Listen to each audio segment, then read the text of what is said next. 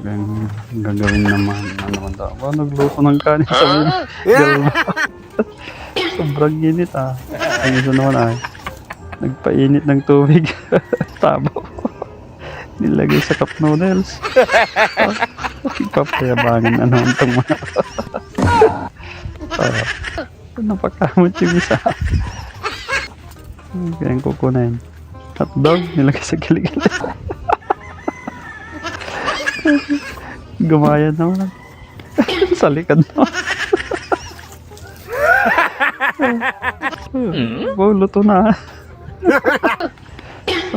Luto na, nagsita. Nagprito sa bubong.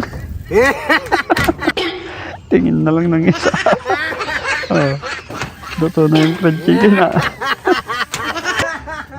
Binater ng chinelas talaga.